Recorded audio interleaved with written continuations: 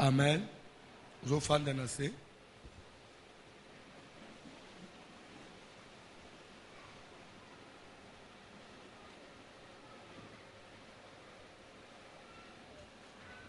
Thème na biso ezali monde des esprits. Tozolobela sur les sous-chapitres na kati na grand chapitre monde des esprits, sous-chapitre ezali la manipulation des esprits familiers et na kati na manipulation des esprits familiers. Premier point, il y a enseignement na biso, introduction, définition. Deuxième point, sorte des esprits. Nous avons vu qu'il y a trois sortes des esprits. Il y a Dieu qui est aussi esprit, esprit supérieur, et il y a l'armée de Dieu, Dieu et son armée. Donc l'armée de Dieu qui est composée des anges célestes et des anges terrestres. Par anges célestes, nous voyons tous les êtres qui sont au ciel. Les 24 milliards, 4 êtres vivants, les archanges, les chérubins, tout ce monde-là. Après, nous avons les anges terrestres. Par anges terrestres, nous voyons l'Église, donc l'ensemble de tous les rachetés. Amen. Wanende armée de Dieu. Et après, tout ça, on a Satan et son armée. Satan, qui est aussi un esprit. Et dans l'armée de Satan, nous avons 4 espèces. Il y a un esprit. Oui, ils allaient composer l'armée à Satan. Tout ça, on a esprit de l'air ou esprit vagabond. Par esprit de l'air ou esprit vagabond, tout ça, on a l'ensemble, il y a un ange déchu. C'est-à-dire, un ange, un ange na lola. Mais oyo, nous avons bengana ina lola. Nde bazali, pour le moment, au service de Satan. Ils sont dans l'armée de Satan. Tout ça, on a deuxième espèce. Les esprits des animaux. Ça veut dire que nous avons vu que les diables peuvent aussi se servir na ba esprit ya banyama pour ne utiliser bango na bitumba zanango contre Nzambe ou bien contre l'armée ya Nzambe. On a vu comment est-ce que même les esprits des animaux pouvaient posséder les gens. Troisième espèce, les revenants. Par revenants, nous voyons Bat Oyo Bakoufi, mais Ba Oyo, Milimu Nabango a sauvé. Nazo mettre l'accent là-dessus. Par revenants, nous voyons Bat Oyo Bakoufi, mais Milimu Nabango a sauvé. A Koufi, mais au lieu qu'esprit n'a yé kende dans les seins d'Abraham et quand on a repos, mais esprit n'a yé dans les séjours des morts. Et le diable a utilisé l'esprit pour se servir de plusieurs façons. Je crois qu'il déplace même toujours le bien. Et après, nous verrons aussi les démons humains. Oui, ils ont un esprit, bateau bazana vivant, mais baza possédé na puissance diabolique, baza doté na pouvoir satanique, des sorciers, magiciens, féticheurs. Nous avons aussi compris que ces gens-là, ils font partie de l'armée de Satan. Amen. awa sikoyo tozolobela sur les revenants.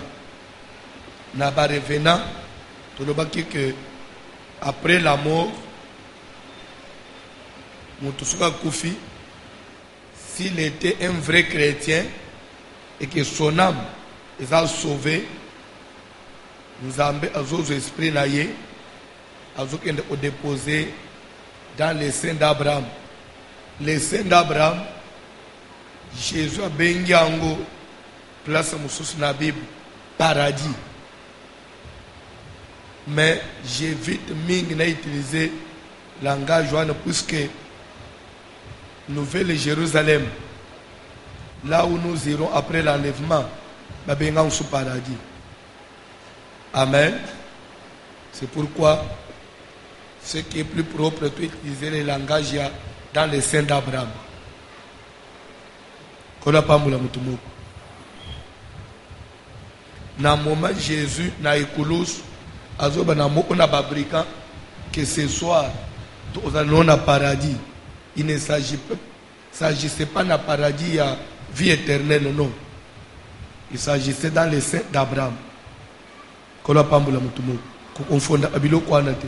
Parce que paradis à vie éternelle n'a le facilité. Je dirais que c'est une ville en construction. Pour Jésus, je vais vous préparer une place. L'air n'a aussi ça et je viendrai vous prendre. Comme Jésus n'est pas encore revenu nous prendre, cette ville n'a le facilité. C'est ça la connaissance.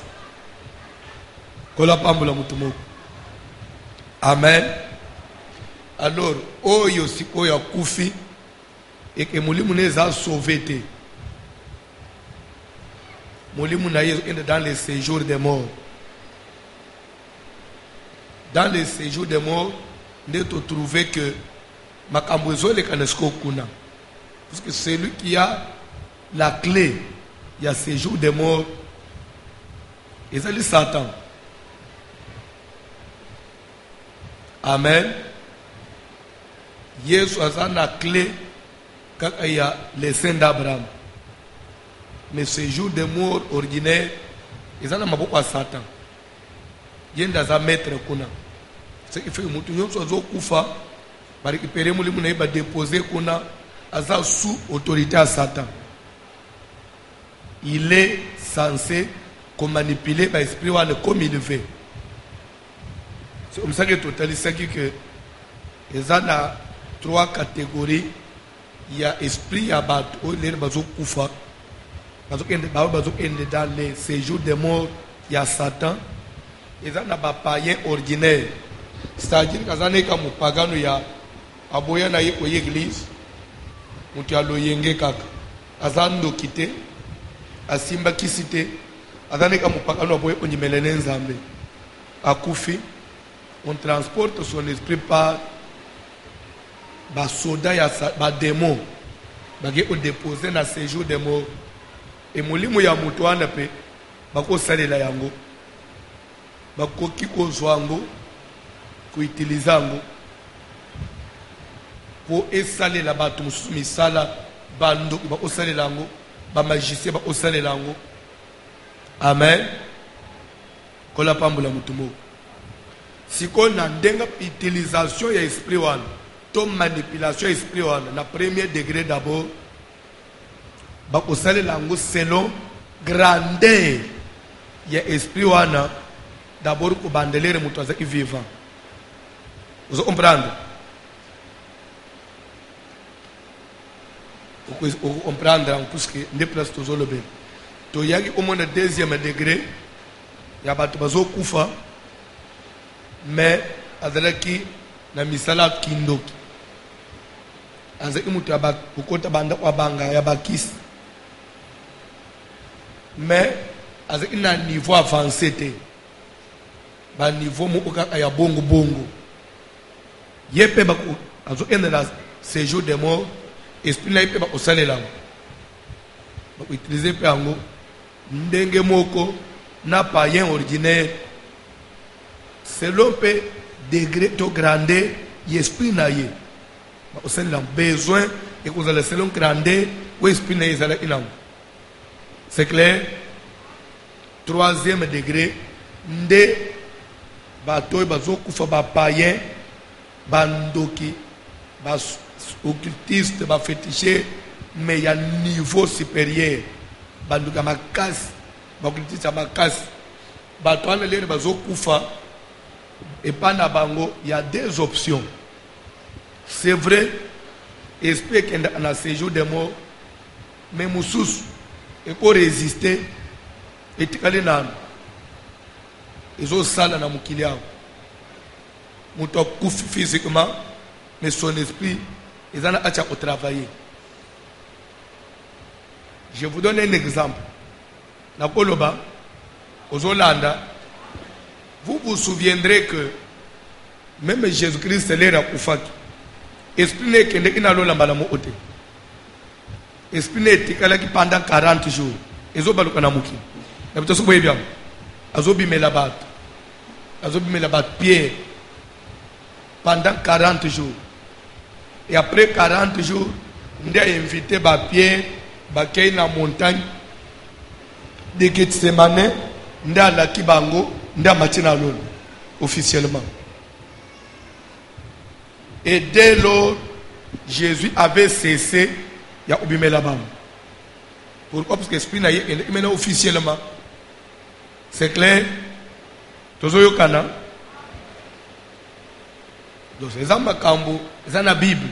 C'est facile à comprendre. Alors, qu'est-ce qui a fait qu'il ne pouvait pas monter directement après résurrection? D'abord, il avait des missions à accomplir sur la terre. En tant qu'esprit, et de deux, à un grand esprit. Vous comprenez? Donc, même combattant, il y a une volonté, il y a une combattant. Les gens qui esprit à bando, qui a bateau, comment à niveau ya utana na ba Lucifer, ce n'est pas n'importe qui mouton sur Koufi. Son esprit, ils ont travaillé dans Moukilia. Et voir même, et au Kende na séjour des morts, et l'air mou peut kobima, il peut salir ma cam. Amen. Alors, na tous les trois niveaux, il y a ba esprit, la manipulation ba esprit. Dès toujours le bel que, où ils ont compté plus, ils ont dit la taille, la grandeur, il y a esprit, il y a moutou kobanda, les nzamba kele qui même dans la vie présente, dans la vie sur terre, les tous en ont bon moïboui. Moutozo a un impact à partir de la grandeur de l'esprit. Les réseaux koufapé, bazo manipuler l'esprit selon la grandeur. Pourquoi? Parce qu'on prend une place tout le bien sûr la grandeur de l'esprit. Donc, tozozoa et les esprits à battre koufa, les réseaux manipuler ango, esprit simple, esprit ordinaire. Bakou utilisant pour de grandes choses. Ataba manipulant pour les esclaves. Utina pour les esclaves. Et dans le bâtiment baka, dans la carte de corps yabat. Selon grandeur mais par esprit puissant, bah utilisant pour de grandes personnes aussi. Nous avons encore exemple biblique pour comprendre que grandeur esprit. Ils ont compté les moutazas vivants, ils ont compté même moutazas koufi. Les totanga qui n'a 1 Samuel 28, chapitre Mobimbawan. Les Saül, à qui n'a pas mandona, pour ne koyoka prophétie, pour ne consulter batuma koufa. Les rakomi kuna mandona tuniye, yebisanga na batuma koufa, na matisele yo nani. Au consulter où ils ont besoin. Saül le lokola se déguisaki. Mando na yeba iteke azaurwa Saül. Il lokola une personne ordinaire. Après c'est comme Samuel. Il n'a pas précisé qu'il s'agissait de quel Samuel.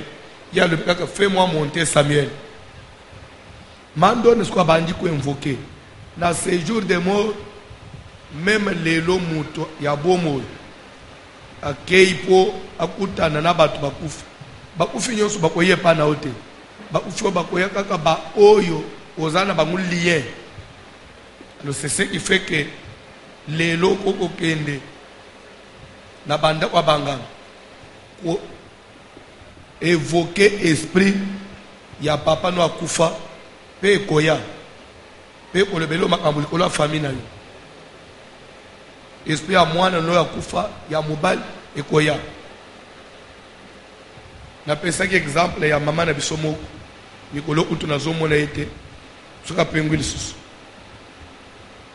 mobile na akufaki na poison na niveau est azalaki moko na directeur na ba compagnie ya minene ya l'état ya douane bampoisonne ya kufi na mission de service atiki bana mike atiki pe mwasi azaki nani mwana muke. Alors na émotion wana après matanga na ba conseil ya baninga pour notre maman ye foye baka bipai de ya mobali na yuti. Alors abandi kota banda kwa banga c'est comme ça qu'on va lui conseiller ezana papa moko c'est un chef coutumier ka ya mboka na biso aza na résidence na ye quelque part à Kinshasa. Il faut qu'il y ait un chef coutumier à l'intérieur. Il y a un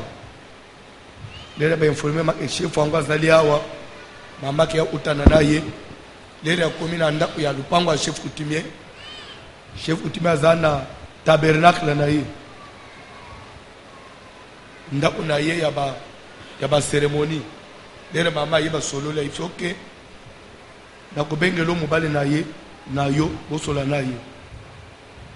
jour maman qui jour il y a entretien maman le bien continue dans les studio bakabula na rideau mais rideau on est transparent le là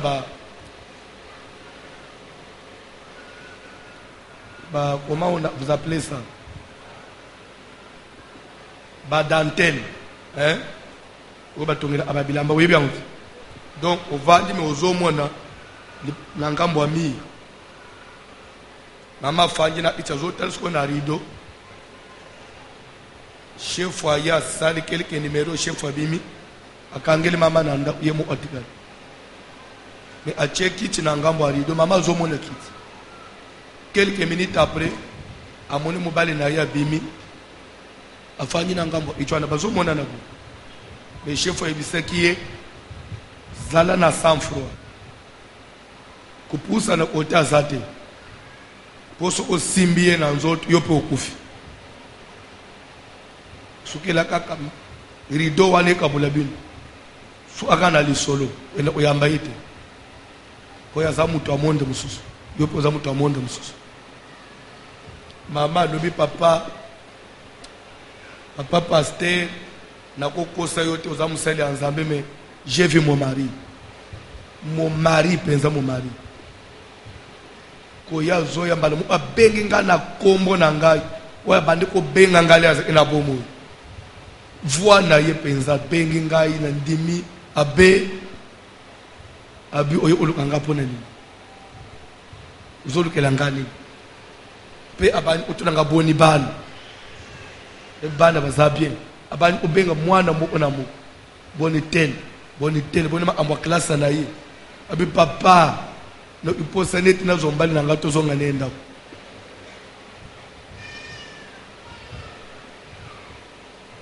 mama lobi papa te satana zala juro ana njima ike satana zala mobali abandi ko expliquer ngai na kufi boy le na kenda émission de service baninga ya ishas kula bali oyelanga zu nde ba collaborer na bawo ya kuna nde ba chela ngai bawo ya kuna pe bakele ukopere na batu ya hotel place naza iloger bachela un poison na climatiser ya chambre à hôtel les na uchikwa pour kende audit hein ça l'audit ko auditer bateau yo un contrôle quoi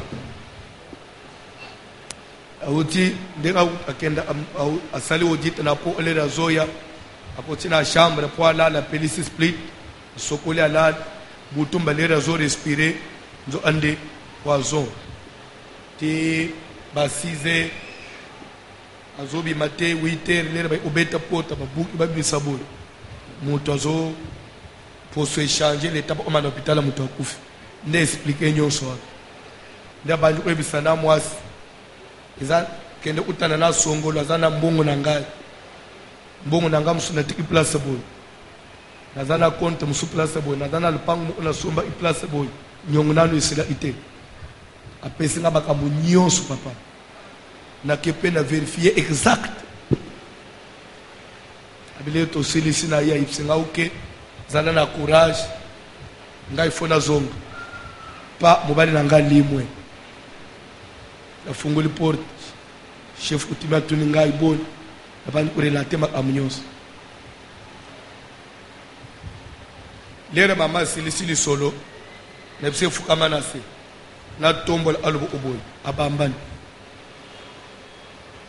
Amen. Et c'est son mari là qui va encore commencer à parler en lui. Ponani ayaki ulumisa comme atsangai. Il fait amatisa ngai to solo la inayi. La sengarna katinayi. So comme la Bible est qu'on ne trouve pas chez toi quelqu'un qui évoque les morts, c'est-à-dire qui entre en contact avec les morts. Quand tu les fais, sachez que au vendre na atinayo pe ba ko détruire ata la isakiye dera ba solla ela isake bulim azamu bali na ye mais ça déjà un corps étranger a posséder y déjà donc on olota ba mari de nuit vinaye ba nzoto makambu zo simba te malgré ba mbongo amu bali atika nyonso o mi ko souffrir nyonso kanga mikanga mbala bani ko se manifester na atinayo pour observer que nous musayango pour dire que biloko n'est pas réel. Amen. Il y a aussi église soi-disante, mais on appelle cette église ezana ishasa ezana ozone soki na lobi kolo nangu promoteur nangu oyebiango ena otanga kombo ya mutu te po je ne suis pas permis à otanga mutu nyonso oyebiango église wana musana bango eza ape soki una il faut solana bazo prier na bango eza kusolana bato bakufu okoloba na lingile na solana koko abengeli yo koko solo na yi okomona yete kaka voix pe o reconnaître na voix na lera obanda otanga makambo oyo yo yebi nde o reconnaître sérieusement koko. Alors, le monde c'est que baza batoyo bazo en contact avec le séjour des morts. Mais on a kolingo simbo bombeza e mwana na nzambe ya solo. To musali na nzamba solo suka kufi. Esprit na ekobi manabilo wana te. Mais peut-être au kotu na me comment ya Samuel et bima e pas mandon. Peut-être tu peux te demander. Amen. Il y a une différence entre bateau bakufa qui avant Jésus-Christ na kufa après Jésus. C'est une des missions, un des services où Jésus a kufa Nicolas. C'était pour séparer ces jours de mort. Il y a batumabe na batumalam. Parce qu'avant Jésus, ces jours de mort étaient imoko. Et celui qui était maître, c'était Satan. À tous saler les âmes. À Satan. Vous comprenez? Mais dès lors, depuis Jésus a salam salawana, ba Samuel ba ko bimasu na mda amando na te. Pour déjà makamboza déjà ba se ba che ordre et pas nzambe. So ilelo uge ulukande unabino musali anzamba kufa mwana anzamba abimina bilo wana c'est aza sauvé. Amen. soki nganga moko soit bazosala délivrance okwei na se ndeko moko alobi na kati na yo maze musala ya nzambe soit mwana na nzambe solo alobi na kati na yo, c'est que soit il y a deux hypothèses, soit aza sauvé te aza na séjour de mort à Satan, raison pour laquelle on manipule son esprit, ou soit démon akosi yo azwi kombo na ye. Tikala koyeba ke lere bato bakweya ana milimu mabe nyonso ebima ana mino abato aneza a vérité te. Démon akoki koloba pona osuye mutu songolo yo na nga mama na baba zo ande mama na bino te bakotika confusion na famille. C'est pourquoi ils abilo omoko il faut prendre toujours avec réserve. Tozwa kango et loko il faut confirmer les biso eza yango toko comparer pe na vie ya mutu ana réalité na ye na bomutu. Le ozomona pe ba signe ndenga bundisa ayo ndenga sala ce nde faut te confirmer. Mais s'il n'y a pas na étude on ne voit rien, toujours avec réserve. Car la Bible dit le diable est le menteur et le père du mensonge. Le Satan n'a pas au kosa à se gêner. C'est clair? Amen. Ndeto ya kisko ko conclure place tozone benaya grandeur de l'esprit pour nous otalisa que ba vivant et de la ba kufa esprit ya mutu ezandenge mu otena grandeur na tele mabatanga Bible nde place tozo sukela pona lelo.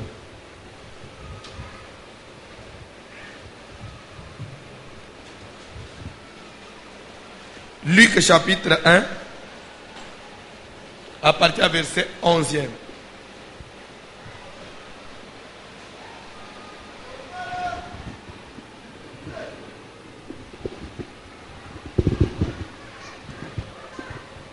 Luc 1, tu vas lire le verset 11e. Tozo senga nande unyo savanja tele.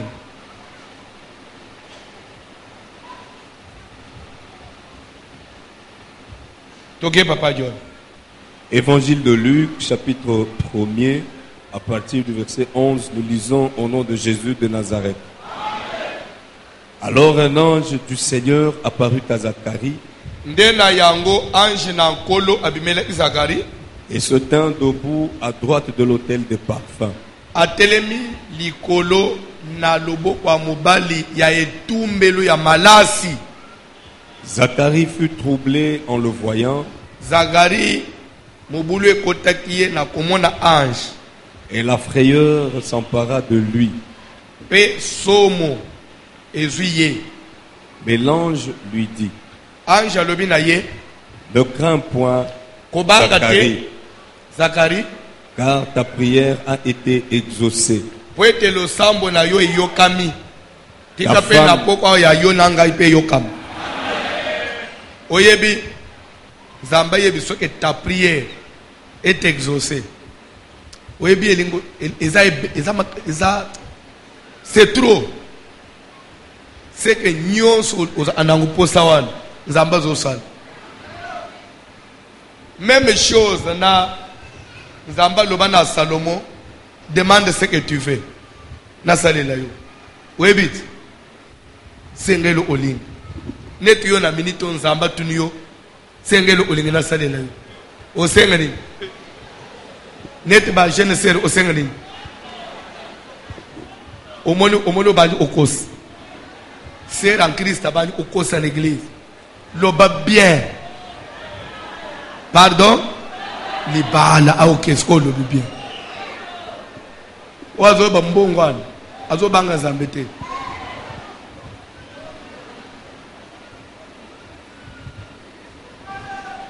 Amen. Nana osenga mbongo tombola msepe. Tufanje na se. Jeune sero osenga mbongo tombola msepe.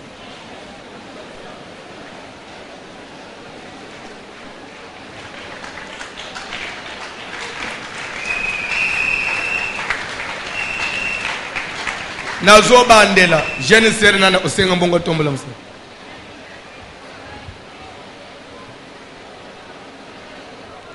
Ok. oyebi ke nalobaka na kajilu te oyebi kajilu na singa te na lolemo so omoni moto alobi mbongo azata mususu oyo asabalaka a divorce soit aza na bana mpo na tali bilongi na bino nyonso nde botomboli misala bablesse de guerre baoma dessus baoma dessus na mibali mais oyo azolinga nano adécouvrir nini yango eza na ndako ya libala naka libala omoni libala na ndako ya libala tamusosoke na ndako ya libala na jama moko babomba na kati jama ezalaka te pardon okota kaka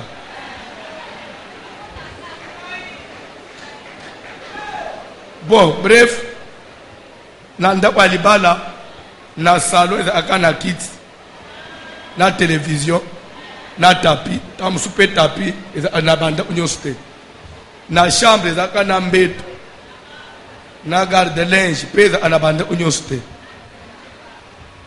na mwa tv nde esili nde bilo na chambre ezalaka na ndako ya libala jama ezalaka kuna te na oro ezali ça va na otuna yo lero okende après 2 semaines bande kuna zoe biso makambo ya solo okomiboma pamba jama ezalaka kuna te lero okende omona bofa olali jour ali bosambela te bandi otuna me eloni na bande olukele libanda otali oluka mpo omona bambete se garde-robe pe so bwana ma oinde omona tango so garde-robe za mona kana mwa valise na yo na ya mobali na quelque paire ya sapato bache na sa mbeto na se nde libala nyonso yango wana après obandi otala omonaka moto ya mibale ta mosuka fredi oyo bozalaki na ye oyo ozala na ye wana nde moto ozala una ba ochange elongi na ete ka ye wana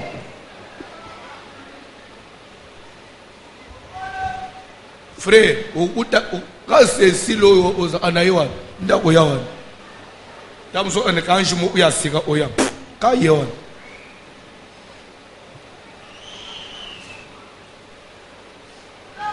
c'est pourquoi nakoloba cette bouche c'est pas j'ai pris pour ma bouche prie beaucoup pour ma bouche Seigneur aide ma bouche bon naloba priez aussi pour ma bouche et au changer l'homme ne change pas heureusement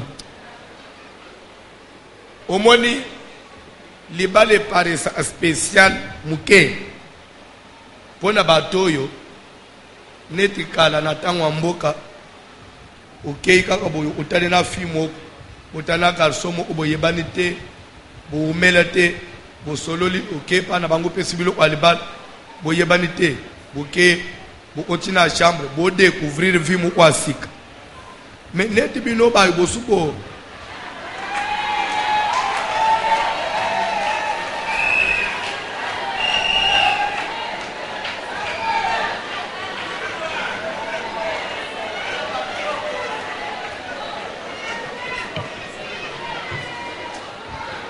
neti bino basuko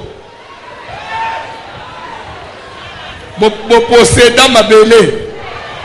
posséda mabele bozana le Liban bo posséda déjà mabele bosibo bolé les fruits du pays bolé tomate ya kana lele bozo utana ezananga suite donc eloko asikezate ndako yango defo solala kuna ndako yango ozobongisa mbeto eloko nini aseko ya lokola bande unakoloba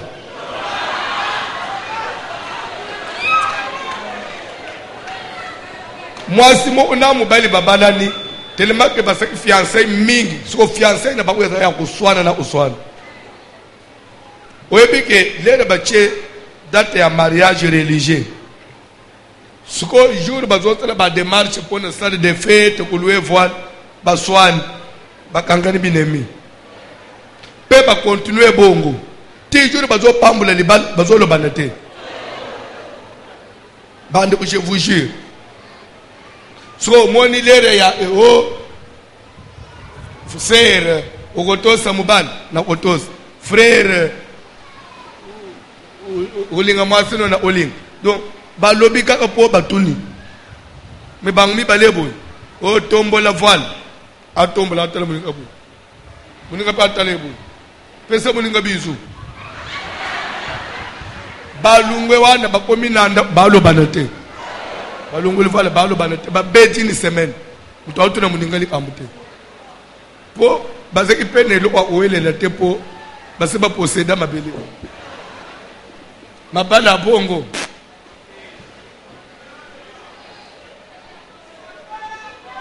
fiançailles 4 ans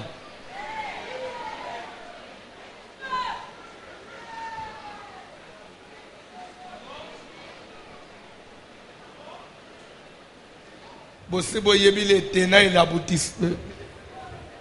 les aboutissants nakoba to nakata nalungwe ndewe olengisa batake libala unjire ogende okuta jamaa sika bobeta mabo on avance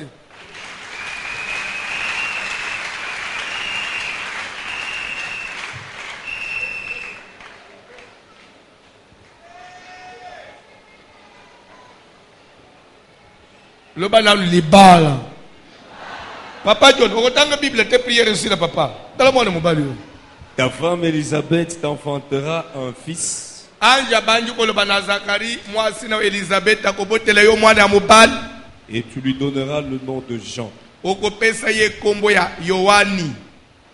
Il sera pour toi un sujet de joie et d'allégresse. Akozala pona yo likambo ya isengo pe ya osepela. Et plusieurs se réjouiront de sa naissance. Ebele ba osepela pona mbotama na ye. Car il sera grand devant le Seigneur. Bandela. Car il sera grand devant le Seigneur. Le banano grand. On dit qu'il sera grand. Cet enfant sera grand. La grandeur. Amen. Grand wana. Izatike mwana wana obotama grandeur ya. Grandeur physique te. Iza grandeur esprit. Bano babota na grandeur esprit bazala. Et bana wana ba signe pour le monde. Il est un signe pour le monde. Ndeko bo fanja bato wana bazana église. Bafanya na ba itia. Peut-être mususu ngonga ya eloko nzamba chakati na yengang nano ekokite. Ndaza azo paraître aux ale simple ndenge ozomona mususu pe ngonge koka eleka mais il est étouffé par les combats ya mukili mais étouffé azo miyeba te qu'il est un signe pour le monde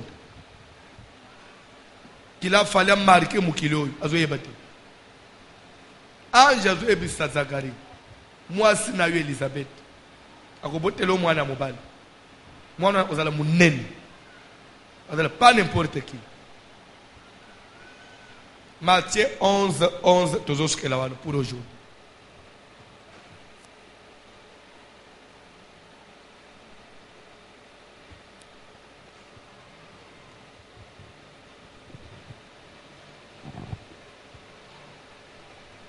Je vous le dis en vérité, na zoyebisa bino solo parmi ceux qui sont nés de femmes, na batu nyonso babotama na nzela basi, il n'en a point paru de plus grand que Jean-Baptiste. Moko te abima munene kole Jean-Baptiste. Totelemi wana. Jésus vient encore témoigner que na bana nyonso babotama na ba mama na bango. Muto botama na grandeur ya Jean-Baptiste azate.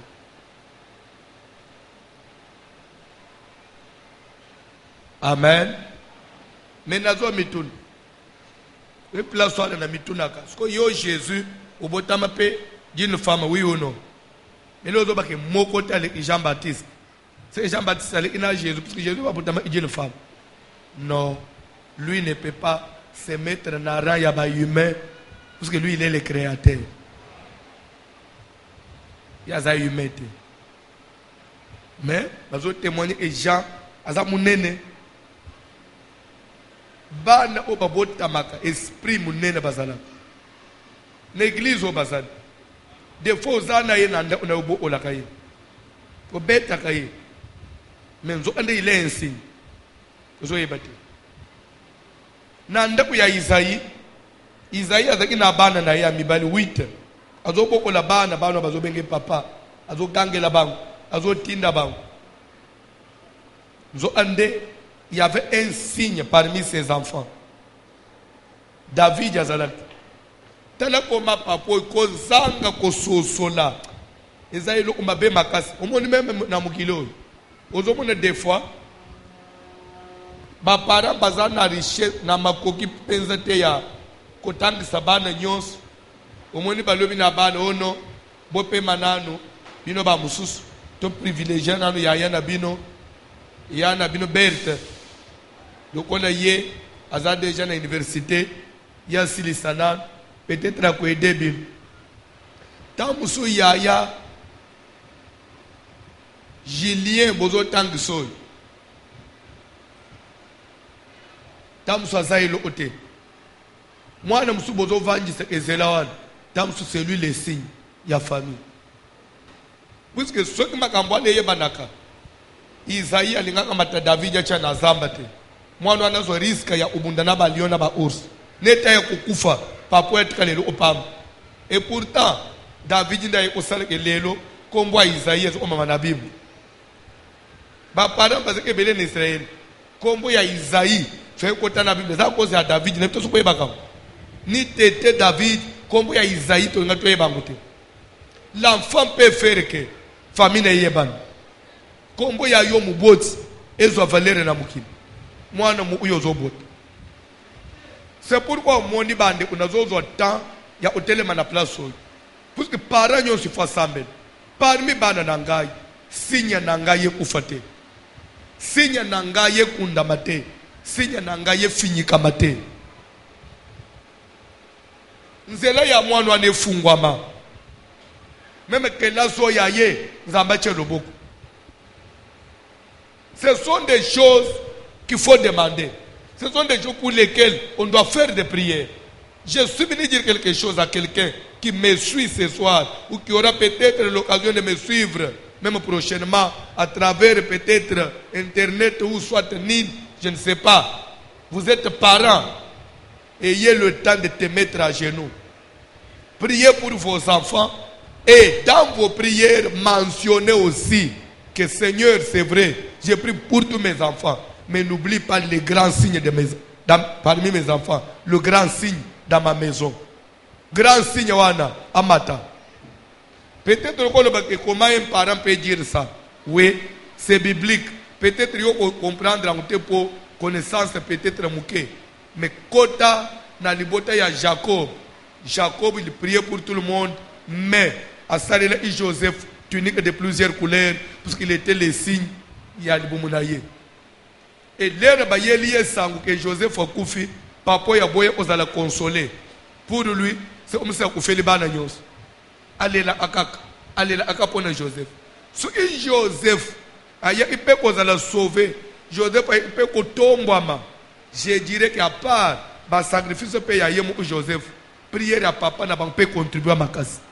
Prière ya yo muboti ekosala ke mwana no lobi. Azo penzela ya elonga. Lobi pe abongisa vina yo. Et dans la prière, ouais sengeli sujet ba papa ba maman, bozala nanguna bandako. Nzamba ko peso bana nyoso po bazala bizengi te. Nzamba ko peso bana nyoso po bazala kana vie ndenge moko te. Amen. Tobetele Yesu maboko. Na komi pe na suka ya lite nanga. Na zo conclure lite nanga na kolobake. nzamba kopeso bana nyonso po bazala ana vie ya ndenge moko te. Bango nyonso baza amitelengano.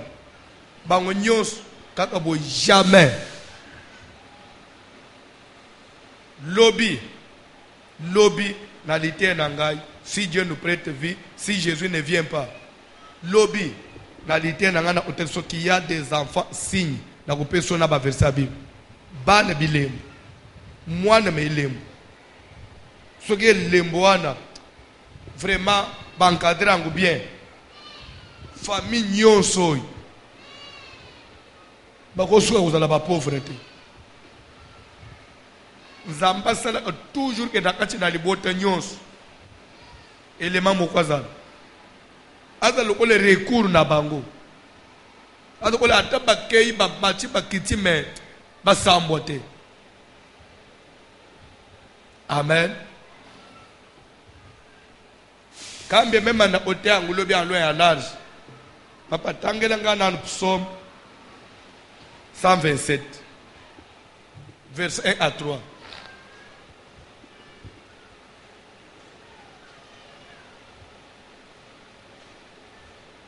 Au comprendre que Matthieu côté tozo endanango eza otikale mema na ndote. Zo salaire munene. C'est pourquoi mon na senga même lobby parti où il y a grandeur de l'esprit. Tout ce qui se langue par une journée unique. Autre on a na jeune bisonyos. Na batu na radio, na biso batu to yakao. To na jeune journée wan. Tozo prier. Vraiment elembo ya bande ya ndako na bino, elembo alibota na bino. Et mon an. Quand je dis elembo, ça veut dire mwana wana, l'enfant signe, mwana elembo. Fais mon an. Papa tangela nga Bible. Na ko approfondir en lobby place.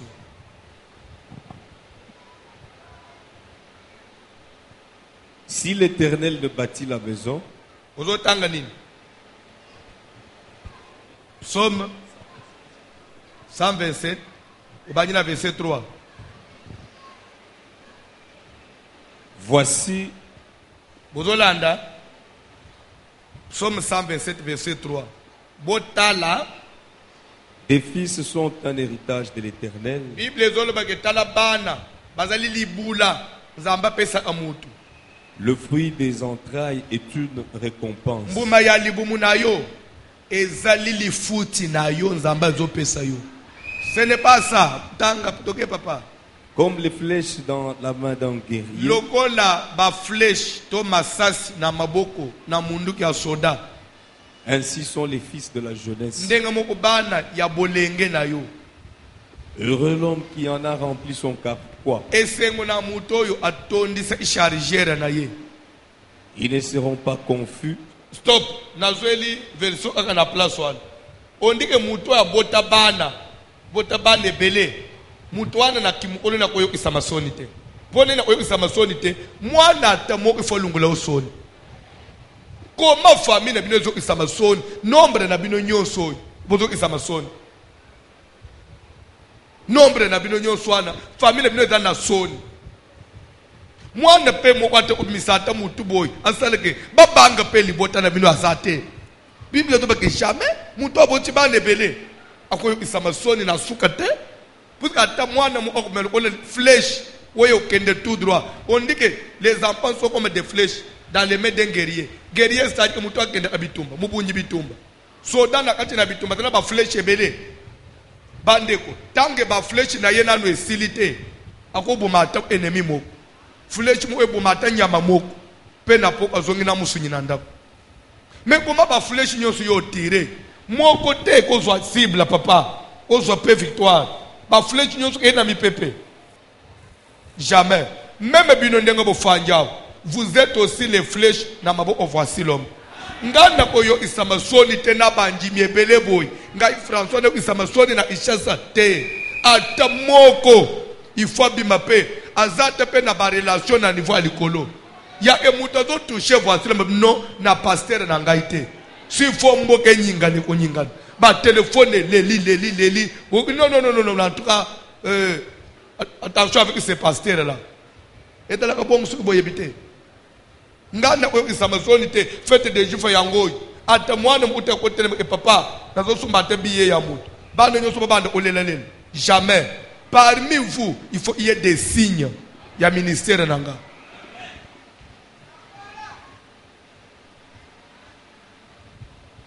Amen. Alléluia. Lokola nga ipelelo, je suis un signe na communauté nanga seka. Aseke koyo isama soni telelo, tanke ba voiture ma pe baza debout. Okosi. Aseke koyo isama soni te, okosi. Amen. Alléluia. Olinga seka oboya seka. Mikolo soko zole anabanzela okomona pano grande fête des juifs aseka alembele do otangika kombwa na to lingango te. Ça veut dire que aseka isamisoni te. Ne peut-être que mutu ozo comprendre.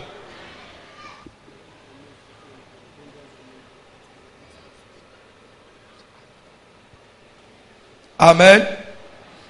Alléluia. Kola pambula yo. Landa, to omena souke, faut te prier.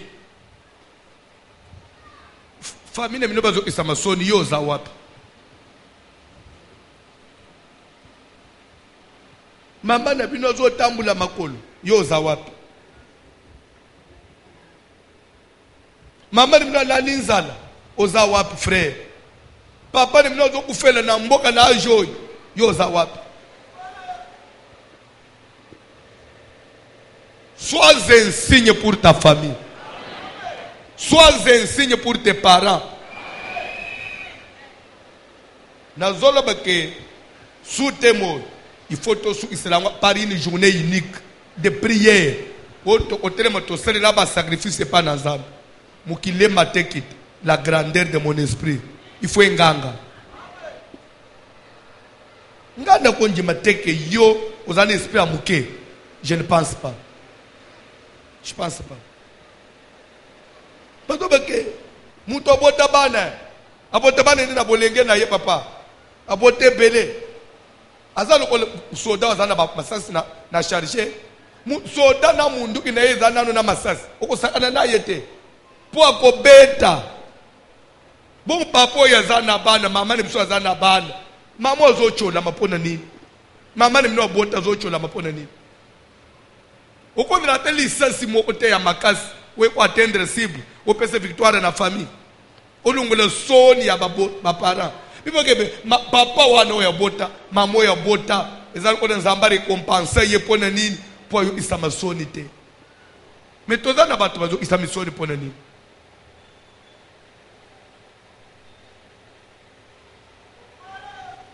telema likolo matena ngesi. N'habitez pas au plan de place où vous êtes. Bayemi cantique.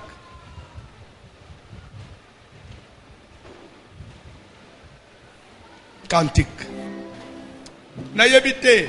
Requête oyo. Okusamba langu na masano. Na masano. Famille nyos. Famille munene boy. Bana basi kitoko boy babota bino ebele kitoko boy bino nyos bobali mabala kaka ya bongo kaka ata bino moko bino nyos bozo bale mibali kaka ya pamba ka estero ya ko bala roi assurer sazate po abande kulungula sonyi ya bana ni Israël na Babylone. Un enfant signe. Okay. Azalaka mwana elembo azalaka badala mibalete abima aka moko mama landa babima kamisatu mibalete abima aka moko soka bimi esili sonyi ya famille eseli nini alongoli bolumbu alibota na ya lati bota na ye lamba esili libota la che lamba la grandeur de mon esprit. Mais la facilité pour Joseph a telema ni ne salama ate to boaka na citerne to boma to teka nyo swana pona ni elembwane mona na te babungisaka bana basinye elembo ye monana te ba étouffer tout effacer. C'est pourquoi il sent à l'osambo, il sent à sacrifice, il sent à l'église, et quand tu mets ma bonne les ongangles, les beaux ensemble. Il sent à papa na maman, ma côté ma bonne les papa, pesa biso mwana, oya olungule biso son. Parmi bana no one, azali déjà. Papa, nazo biso azali. Akufite azali likamswe zake nzambe ataye ya fasone bayemi kantika mema na kalembele bozo mono bazali papa likambole nzamba fasone bango ngai na komi pasteur ya na minito ndenga na fanji boy oh fete deji fo boy na mona temi bale baye na bureau. Papa, na nyonso ese salami tozana niveau nini po oye bisebiso qu'est-ce qui reste zamba lola ba oyanga bilembo baza wapi tikana musalo te na bike bazali metrelis po nzambe afasone ba nzela na bango efukwa bazali oh kana boti bizengi te ngana boti bakuluna te ngana boti bafazere te ngana boti bana ya mutuya oge enjoli ba ulungula ngasoni mesko prier nange komike nzamba kufungula bangunzela mwana pa uzale reconnaissant ata tomba mindenge nini ata za wapi alobi nzamba voici l'homme ndasalelo do azotambula na nyongo na kati na ye. Et puis c'est que je suis en passant aussi par ce papa-là. Pour Nzamba mon na ate. Mais Nzamba sala nanzela batu.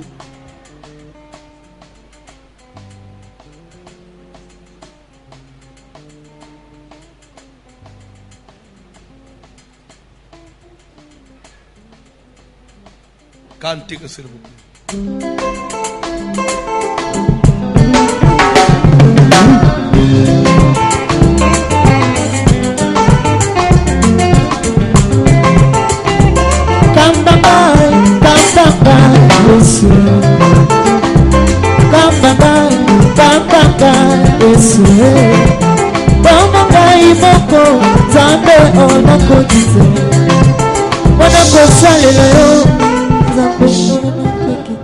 Papa nangai wana nzembo ya kamba ngai lero kamba ngai na matenga na te yo banda kamba ngai Yesu pona kusalela yo ngamo pona kokite na minito bokotindela ngansala ngai lembo ngai bokotinda nzembo ane te banda kamba ngai Yesu we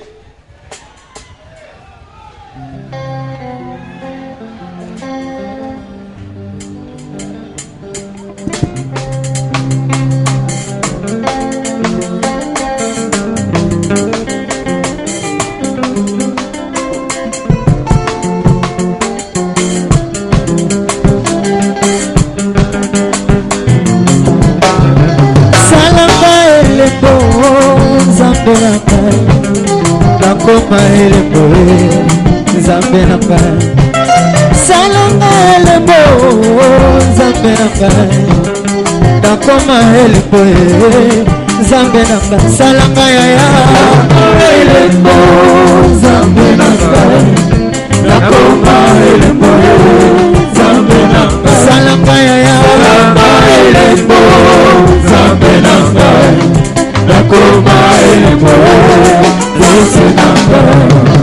Salanga elembo Nzambe na ngai nakoma elembo Yesu na ngai Salanga elembo Nzambe na ngai nakoma elembo Yesu na ngai Salanga elembo Yesu na ngai bana bungo elembo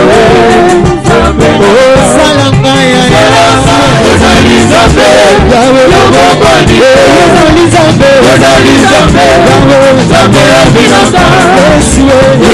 Nzambe, Yahweh, Nzambe, Nzambe, se ozali nzambe nzambe yanginanga silo ozali nzambe yobongani te naza na besoin au prier ozo prier pour na yo et après ozo prier pour na libota na yo bande kusuki libota na yo kisamba soni ozala pe fota na yo na kunjimba te naza nanu na bomoi libota na yo kisamba soni te ozo prier pour na yo pe pour na libota na yo ozo échouer na vie pour na nini Bible yango clair zamba zo yebisa Zakari ke okobota mwana wa kozala sujet ya joie pona yo. Est-ce que kobota man ko le sujet ya joie pona mama botanga te? Na ko le sujet ya joie pona famille nanga te? Cet enfant sera pour toi un sujet de joie et d'allégresse. Il sera un signe. Kobotama ya Jean-Baptiste elongo la famille wana soni bakoma batu lelo Zakari tozo tangisa ye na Bible à cause ya Jean-Baptiste.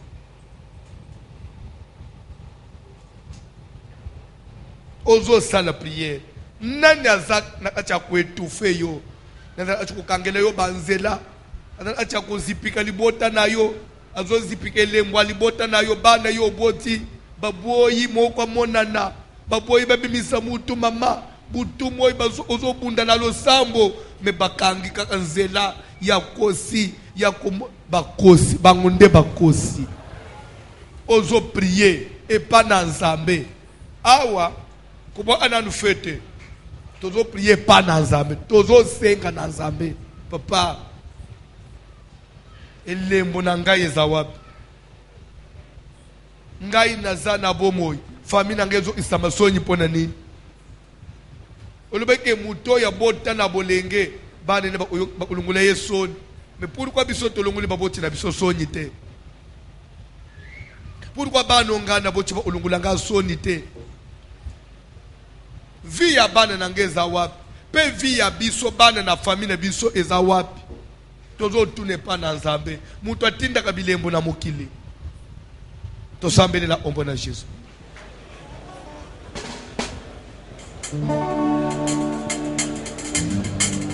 Nzambe na lola okwase na mikolo papa moni sama Nzambe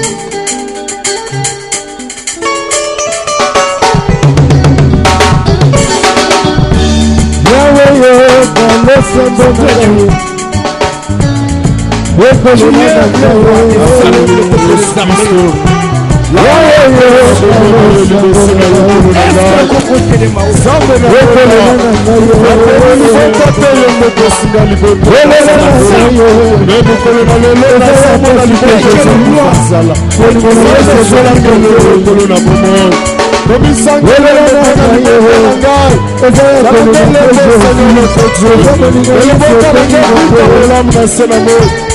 kalesembo nayo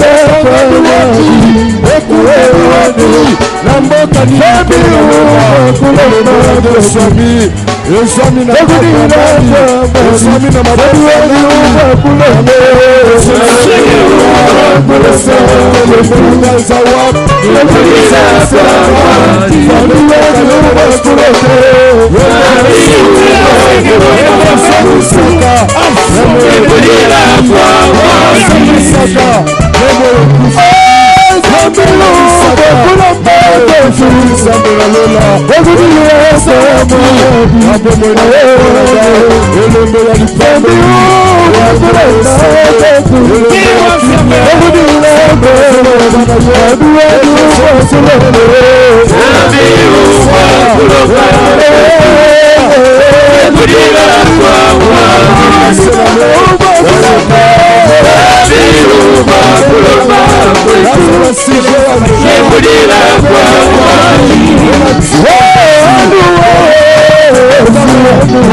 sujet à joie.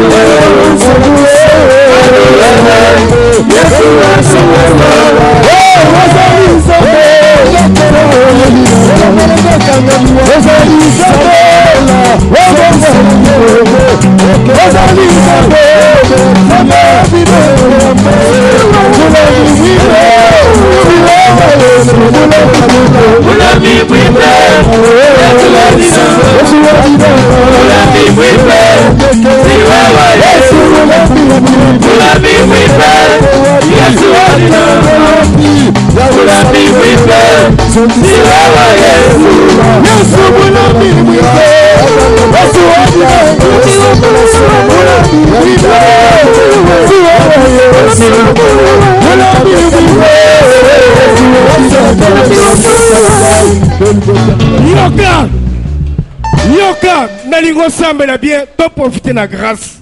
Ya poko alelo. Zambe ya voici l'homme à ce lobby comme on a poko alelo. Alléluia. Oyebi Jean-Baptiste azoteya.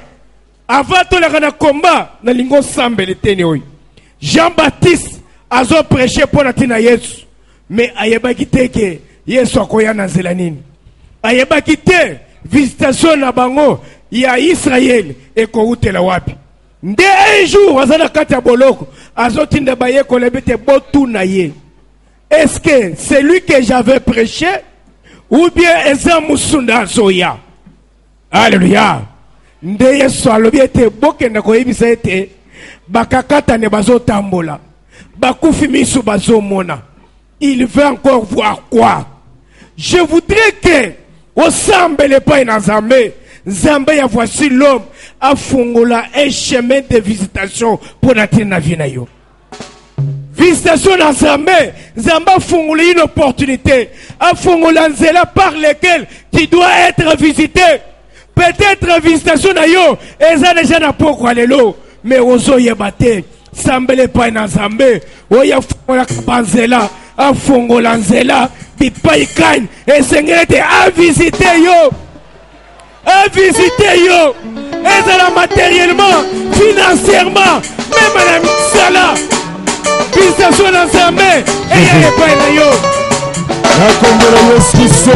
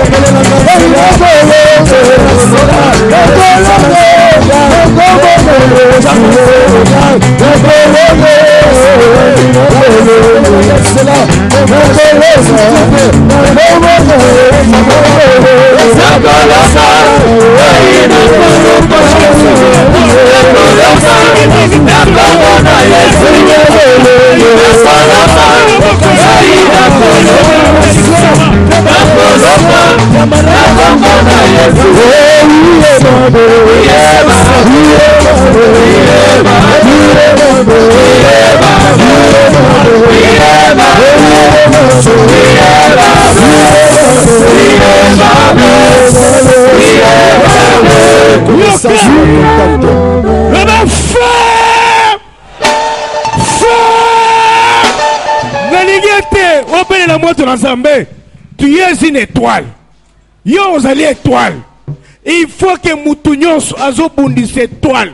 Oyo zamba chekate na yo ayamba moto. Mutu nyonso azoya ko étouffer misala na yo. Azali ko étouffer be finance na yo. Azo étouffer bisike sengelo fukwama. Yende mutu ateli pona ko étouffer yo. Moto la zamba tumba ye. To samele na ko mona ye. Samele na moto la zamba.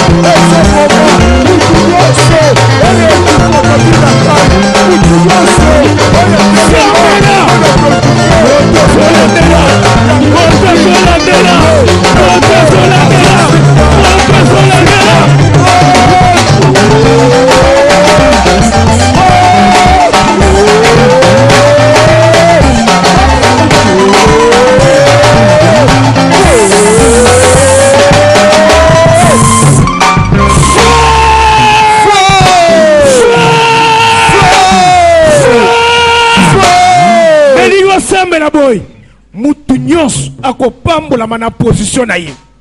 Alléluia. Oyebi bitumba ezelete Yesu akima Israël, akima Jude, akende kobika, akende kokola en Egypte. Comment les amalibi boka matamwana wana. Azana bitumba makasi bokima na ye. Akende kokola en Egypte. Puis à traverser frontières. Akende kokola en Egypte. Bitumba ke ko salete. Lipambule na yo na kalembele mo kima yango. Okende na ngambo. Bisika lipambule na kate. Je voudrais que chacun de nous apamba mana posta na ye. Alléluia. Ngai na ko pamba mana posta na ngai. Kaka ndenge na termina kalembele mo pena so pamba. Alléluia. Oyebi soko pamba mi na posta na yo. Ezaki elengi makasi. Zaile kitoko. Ozokuma ba mituka yo. Kaka na kalembele mo. Bazomo na benjo na kalembele mbao. Bipa nyonso ozo mata kaka na kalembele mo. Mutu a dérouté yote. Mutu a dévié yote. Bitumba ya famille na yo ko salete. Baki miso kalembele. Okende ko nyoka mana ba Congo. Okende ko tonga église soki wapi. Okende na wapi okokufa. Kokufa. nyonso eza bitumba famille. Alléluia. Feu! Bitumba ya famille na yo ebungisa yo nzela te. Ozokitisa moto na Nzambe likolo ya bitumba nyonso ya famille na yo oyo ezolanda yo po ekitisa bénédiction ezika. Bitumba ya yo ezika.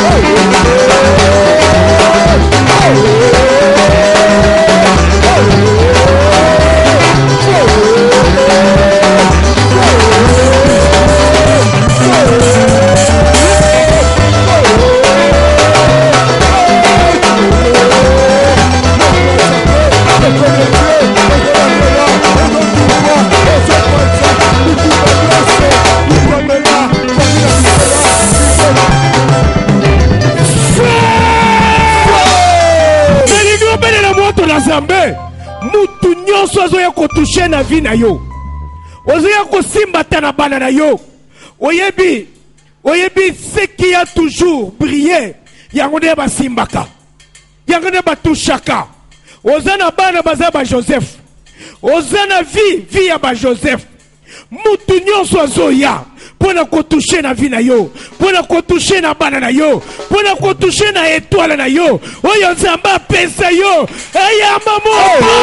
Asika.